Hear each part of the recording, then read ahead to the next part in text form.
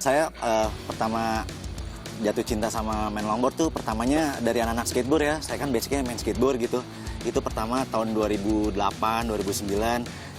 Awalnya dulu kita sering sahur on the road, nunggu waktunya sahur. Kita suka downhill tuh dari malam. Terus sampai anak-anak yang punya longboard untuk ayo coba karena bentuknya kan lebih beda ya. Dan di situ saya mulai tertarik yang namanya longboard karena longboard itu menurut saya tuh lebih ke speed ya mainnya. Banyak sih dari anak skateboard pun juga gitu, mereka yang ngelihat si longboard itu ngeri gitu karena mereka belum nyoba. Saya awalnya sih juga ngelihat longboard tuh memang karena sih ini kenceng banget nih gitu. Tapi ketika udah nyoba dan spek di longboard itu bener dan perlu punya basic, itu sebenarnya nggak terlalu susah sih, karena ya itu sendiri kalau Dango sendiri sih udah bisa ngatasin yang namanya rasa panik gitu, terus punya basicnya udah bener gitu, jadi ya insya Allah deh.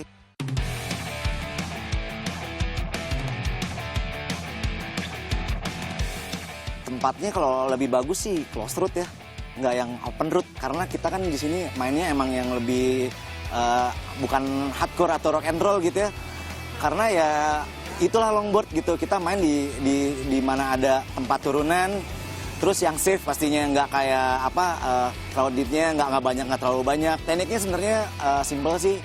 Pertama kita harus bisa ngerem dulu deh, yang pasti ada air brake gitu, dan ada foot brake.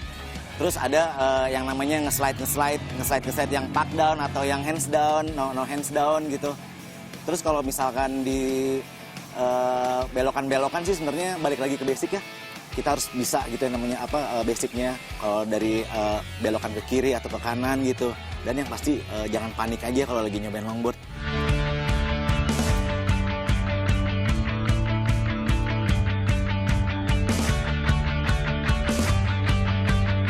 Kalau kebenaran kalau dari tempat ini kita emang nemuin BRDX ya, nama-nama teman-teman kita gitu namanya. Kita biasanya emang suka cek spot sih, Mbak. Kita suka cek spot gitu. Yang pasti ke daerah-daerah selatan, daerah-daerah sini kan banyak tuh dibanding ke daerah-daerah sana. Karena di sini masih daerah-daerahnya masih daerah sepi gitu. Terus kalaupun misalkan kita udah cek spot, kita udah nemuin, kita biasanya untuk beberapa kali kita untuk ngeliat doang ya.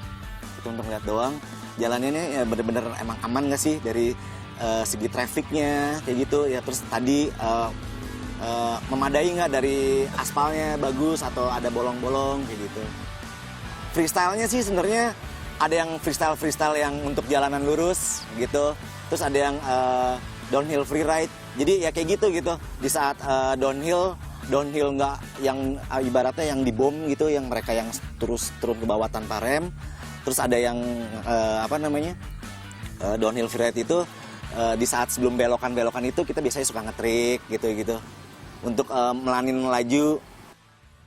Pertama si longboard tuh jelas ya lebih panjang gitu. Terus kalau ngomongin dari wheelsnya juga dia pasti lebih besar. Kalau yang buat balap itu biasanya dia lebih soft karena biar lebih nge-grip ya. Dari bearingnya itu sebenarnya sama kayak skateboard gitu. Kalau trucks itu ngebedain ada yang trucks biasa dan dia precision. Biasanya sih kalau yang buat downhill itu kenapa harus pakai full face? Itu pasti safety ya pertama. Kayak gini gitu, helm kayak gini. Terus fungsinya juga banyak sih sebenarnya selain melindungi kepala.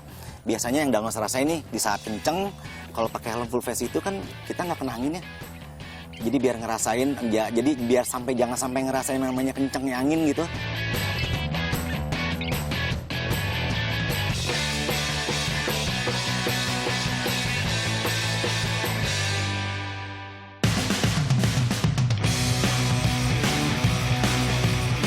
Idealnya gimana capeknya kita sih ya, kalau kita badan masih kuat, kaki masih oke, terus aja sih. Dan itu Dangus sering melakukan itu, yang kita mainnya dari pagi sampai sore mungkin, pengen capek banget gitu, yang pengen tidur 12 jam mungkin kayak gitu. Ya saking capeknya karena kayak gini gitu, kita trip nggak mungkin lah kita main yang cuma sebentar gitu, sayang banget kan, kita perjalanan udah berapa jam, 4 jam, 5 jam mungkin ke sini ya. Datang aja ke Bandung, datang aja ke Buddha, atau misalkan susah nyari kita di mana gitu, kan sekarang udah ada Instagram ya, diklik aja di hashtagnya aja BDG Longborders.